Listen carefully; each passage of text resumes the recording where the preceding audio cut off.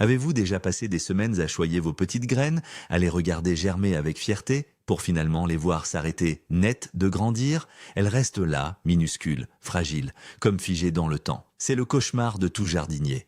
Mais, et si je vous disais que ce n'est pas une fatalité? Aujourd'hui, nous allons parler d'un problème universel, les semis qui bloquent.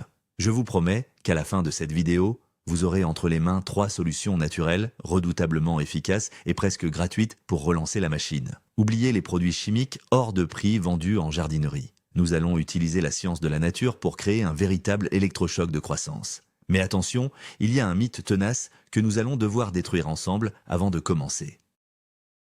Alors, êtes-vous de la vieille école qui achète tout en magasin ou êtes-vous prêt à fabriquer vos propres potions magiques à la maison? Dites-le moi tout de suite dans les commentaires et plongeons dans le vif du sujet.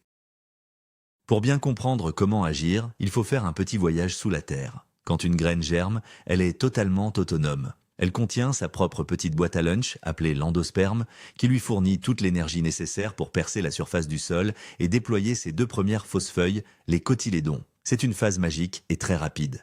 Mais une fois cette boîte à lunch vide, la jeune plante doit se débrouiller seule. Elle déploie ses véritables feuilles et commence à chercher de la nourriture par ses racines. C'est exactement à ce moment critique que la plupart des blocages de croissance se produisent. Pourquoi? Parce que le terreau spécial pour semis que nous utilisons est conçu pour être léger et aéré, afin de ne pas étouffer les petites racines, mais en contrepartie, il est souvent très pauvre en nutriments. Si la plante cherche à manger et ne trouve rien, elle se met en mode survie. Elle arrête de développer ses feuilles et concentre le peu d'énergie qui lui reste pour ne pas mourir. C'est un instinct de conservation fascinant. Notre rôle va donc être d'intervenir au bon moment pour lui apporter une nourriture facilement assimilable et relancer son développement avant qu'il ne soit trop tard. Mais qu'est-ce qui se passe vraiment sous la terre quand vos petites plantes refusent de grandir? Commençons par analyser le problème à la racine, c'est le cas de le dire. Imaginez que vous regardez votre petit plant de tomates tous les matins. Lundi, il fait 3 cm. Mercredi, il fait toujours 3 cm. Samedi, devinez quoi? Il est désespérément bloqué à 3 cm. C'est incroyablement frustrant. On a souvent l'impression que la nature nous fait une mauvaise blague. C'est ici qu'il faut briser un mythe très tenace. Beaucoup de jardiniers débutants pensent que s'ils donnent de l'eau et une bonne lumière sous une lampe, la jeune plante a absolument tout ce qu'il lui faut pour devenir grande et forte. C'est totalement faux. Comme nous l'avons vu, le terreau pour semis est pratiquement stérile. Imaginez que vous essayez de courir un marathon en ne buvant que de l'eau pure, sans jamais manger un bon plat de pâtes ou de sucre lent. Vous allez vite vous épuiser et vous effondrer. C'est exactement ce que ressent votre jeune pousse en ce moment. Elle a besoin d'énergie extérieure complexe pour construire ses nouvelles cellules végétales. Si vous ne lui donnez rien, elle stagne. L'intervention humaine avec le bon dosage devient alors une question de vie ou de mort pour votre récolte future. Avant de sauter sur le premier engrais venu, il faut d'abord apprendre à poser un bon diagnostic.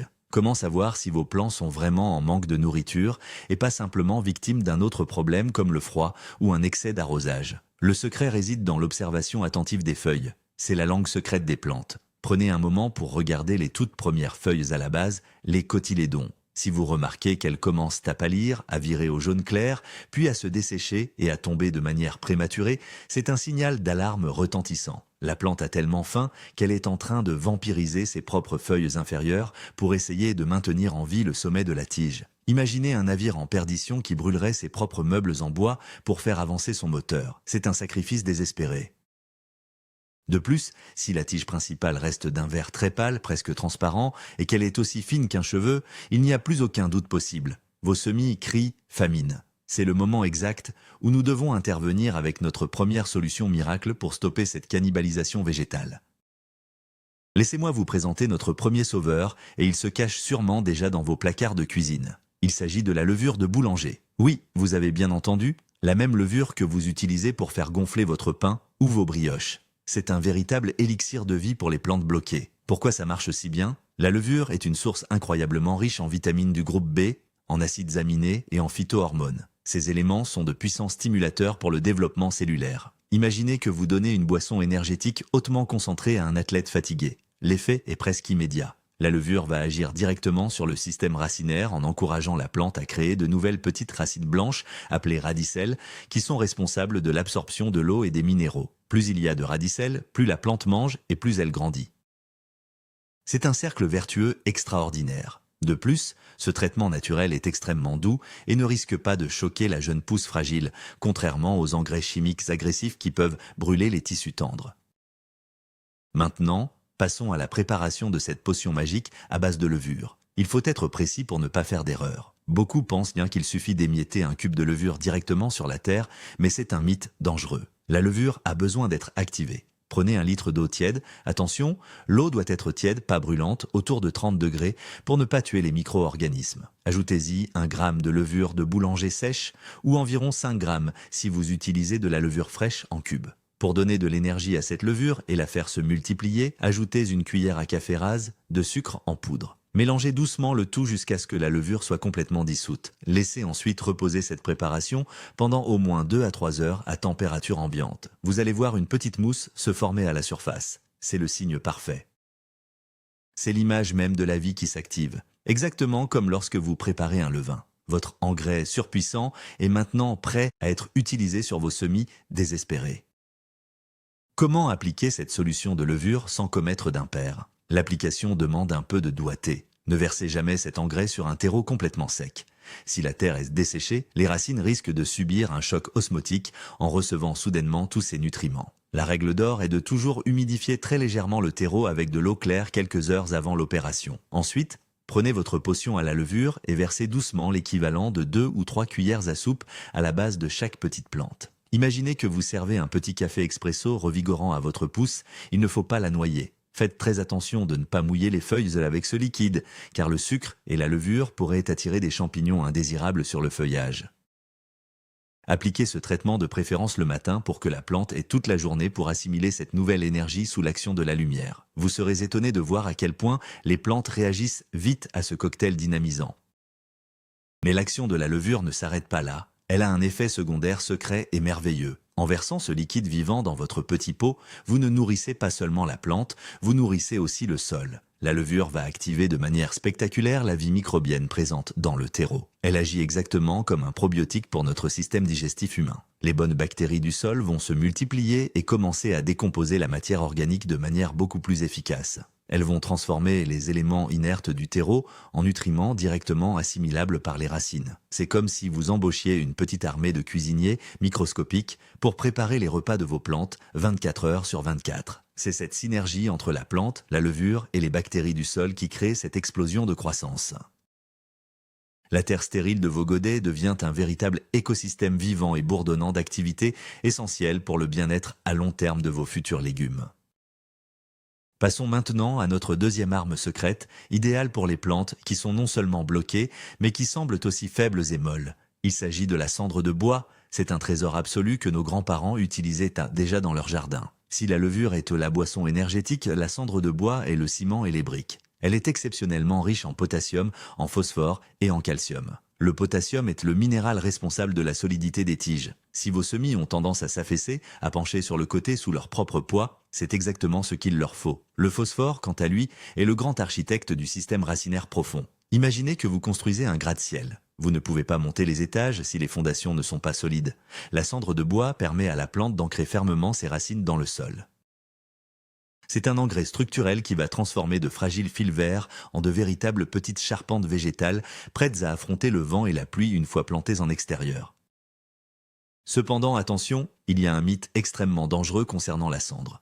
Beaucoup pensent que n'importe quelle cendre fera l'affaire. C'est une erreur qui peut vous coûter tous vos semis. Ne prenez jamais les cendres de votre barbecue si vous avez fait cuire de la viande au-dessus, car les graisses animales et le sel vont empoisonner la terre. Ne prenez jamais non plus de cendres provenant de bois peint, traité ou de vieux meubles en contreplaqué, car ils contiennent des produits chimiques toxiques. La seule cendre bénéfique pour vos plantes est celle issue de la combustion de bois naturel et non traité, du chêne, du hêtre ou des arbres fruitiers de votre jardin. Imaginez un beau feu de cheminée hivernal qui se transforme au printemps en une poudre magique pour donner la vie. C'est cette cendre pure, grise et fine qui contient l'or minéral dont vos petites plantes ont désespérément besoin pour renforcer leur petite constitution chétive. Comment transformer cette poudre sèche en un engrais liquide assimilable pour des semis si petits? On ne va évidemment pas saupoudrer la cendre directement sur la jeune pousse, cela pourrait étouffer la terre. Nous allons préparer ce qu'on appelle un thé de cendre. Prenez un bocal en verre et versez-y 1 litre d'eau. Ajoutez ensuite une seule cuillère à soupe bien bombée de votre cendre de bois pur. Remuez vigoureusement pour bien disperser la poudre. Maintenant, la patience est de mise. Il faut laisser infuser cette préparation pendant au moins 24 heures. C'est le temps nécessaire pour que l'eau dissolve les minéraux lourds comme le calcium et le potassium. Imaginez que vous préparez une infusion d'herbes médicinales très délicate. Il faut laisser le temps aux principes actifs de se libérer. Après cette période d'attente, vous remarquerez qu'un dépôt s'est formé au fond du bocal. Filtrez le liquide avec un linge fin ou un filtre à café pour ne récupérer que l'eau claire et ambrée. C'est cet élixir minéral pur que nous allons utiliser. L'application de ce thé de cendre est redoutablement efficace. Comme pour la levure, assurez-vous que le terreau est déjà très légèrement humide. Avec une petite seringue ou une cuillère, déposez délicatement le liquide clair autour de la base de la plante. Que va-t-il se passer ensuite? En quelques jours seulement, vous allez observer un changement radical dans la posture de votre plante. La tige principale, qui était peut-être translucide et molle, va commencer à s'épaissir et à prendre une couleur vert foncé profond. C'est le calcium et le potassium qui font leur travail de maçonnerie cellulaire. Imaginez un fil de coton fragile qui se transformerait soudainement en une corde robuste. De plus, ce traitement prévient une maladie redoutable appelée la fonte des semis, causée par un champignon qui attaque les tiges faibles au ras du sol. Avec une tige durcie par la cendre, ce champignon n'a plus aucune chance de pénétrer les défenses de votre jeune plante. Il y a un autre avantage secret, souvent ignoré, à l'utilisation de la cendre de bois. Elle a un pouvoir alcalinisant très fort. Qu'est-ce que cela signifie? Parfois, le terreau commercial, surtout s'il contient beaucoup de tourbe, peut devenir trop acide avec le temps et les arrosages fréquents. Un sol trop acide bloque l'assimilation de certains nutriments, même s'ils sont présents dans le pot. La plante est affamée, non pas parce qu'il n'y a rien à manger, mais parce qu'elle n'arrive pas à l'avaler. La cendre agit alors comme un correcteur. Elle va doucement adoucir l'acidité du sol. Imaginez que vous prenez un pansement gastrique après un repas beaucoup trop lourd et acide. Votre estomac s'apaise et fonctionne mieux. C'est la même chose pour les racines. En rééquilibrant le niveau d'acidité de la terre, la cendre déverrouille l'accès au garde-manger, permettant à la plante de se nourrir à nouveau normalement et de reprendre sa croissance interrompue. Arrivons maintenant à notre troisième et dernier remède miracle, sans doute le plus simple et le plus écologique de tous. C'est un engrais doux, parfait pour les plantes qui sont bloquées depuis longtemps et qui ont besoin d'une convalescence en douceur. Il s'agit de l'eau de peau de banane. La banane est célèbre pour sa teneur en potassium, mais elle regorge également de petites quantités de magnésium et de fer, essentiels pour la photosynthèse et la couleur bien verte des feuilles.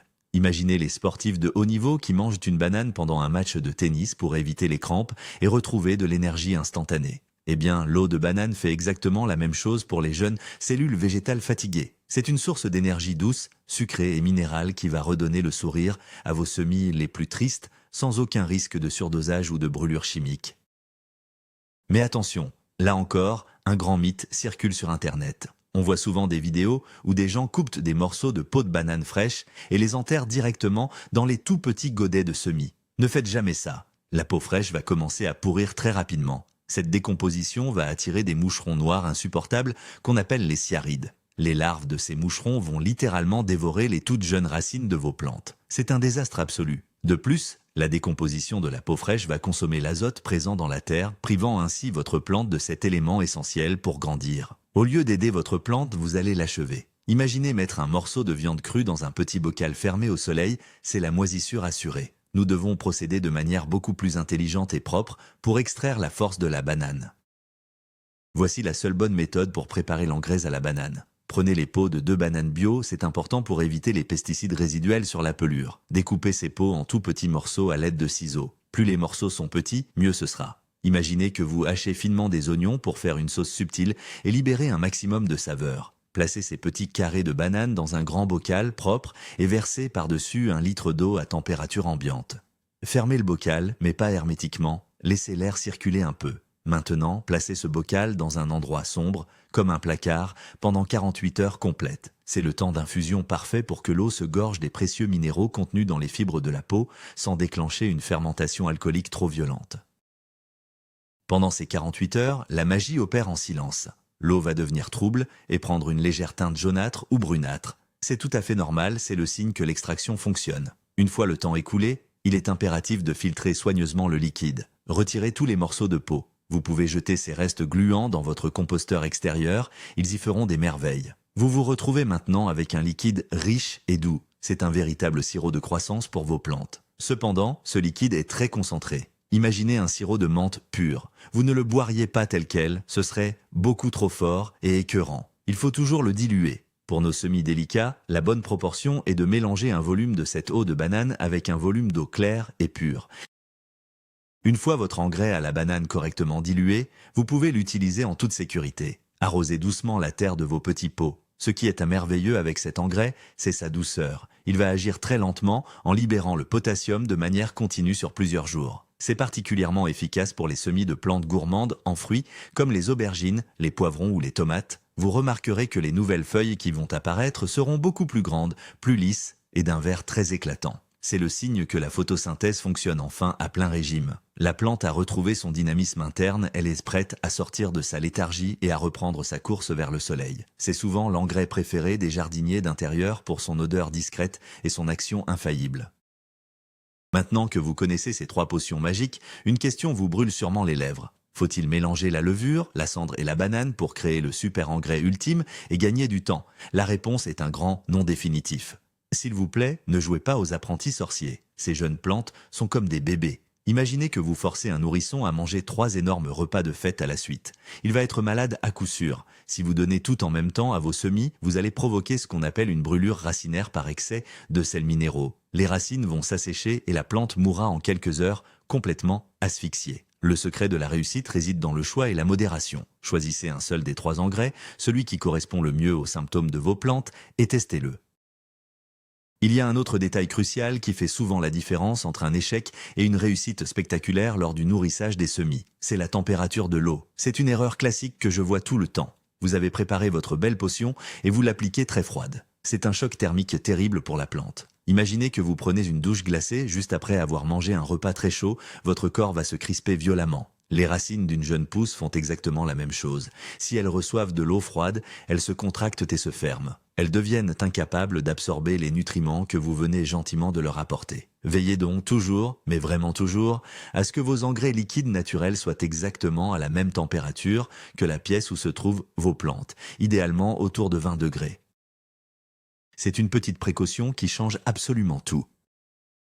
Et en parlant de l'eau que vous utilisez pour vos mélanges, faisons une petite pause sur sa qualité. Si vous utilisez directement l'eau du robinet, vous risquez de saboter tous vos efforts. L'eau du réseau urbain est souvent chargée en chlore pour la garder propre, mais ce chlore est un tueur impitoyable de micro-organismes. Si vous l'utilisez avec notre recette à la levure, par exemple, le chlore va tuer les bonnes bactéries instantanément. La solution est toute simple. Tirez votre eau du robinet dans un arrosoir ou des bouteilles ouvertes et laissez-la reposer pendant 24 heures avant de préparer vos engrais. Le chlore est un gaz très volatile, il va s'évaporer naturellement dans l'air. Imaginez que vous laissez respirer un bon vin avant de le déguster. L'eau reposée est plus douce et respectera la fragilité des racines et la magie de vos engrais faits maison. Enfin, après avoir appliqué l'un de ces 3 merveilleux engrais, il faut savoir observer. Ne vous attendez pas à voir la plante doubler de volume en une nuit. Ce n'est pas de la magie noire. Laissez passer environ 5 à 7 jours. Le premier signe de reprise ne sera pas forcément une tige plus haute, mais l'apparition d'un minuscule point vert vif au cœur même de la plante. C'est la naissance de la prochaine vraie feuille. Quand vous voyez cela, c'est gagné. C'est comme voir un bébé faire ses premiers vrais pas tout seul. C'est le signal absolu que le blocage est levé et que la machine est relancée. À partir de ce moment, arrêtez les engrais. La plante a eu son coup de pouce, elle doit maintenant continuer à grandir par elle-même jusqu'au moment tant attendu du repiquage dans votre jardin ou dans un grand pot. Un excès de zèle à ce stade pourrait la rendre fragile face aux maladies. Voilà, nous avons fait le tour de ces 3 formidables astuces. Récapitulons brièvement. La levure pour relancer la création de racines et dynamiser le sol, le thé de cendre de bois pour fortifier les tiges molles et adoucir l'acidité, et enfin l'eau de peau de banane pour une énergie douce et une belle couleur verte. Mais le véritable rebondissement dans toute cette histoire, le 4e ingrédient secret que je ne vous ai pas encore révélé, c'est votre propre patience. La nature a son propre rythme, et ses engrais naturels travaillent en harmonie avec elle, pas en la forçant brutalement. En respectant les dosages et en observant vos plantes, vous allez transformer un échec apparent en une récolte abondante et fière. Merci beaucoup d'avoir suivi cette vidéo jusqu'au bout, j'espère qu'elle sauvera des centaines de petites pousses chez vous.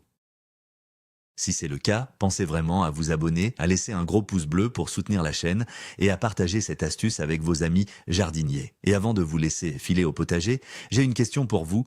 Laquelle de ces 3 recettes allez-vous tester en premier dès ce soir? Dites-moi tout dans les commentaires, je lis absolument tout.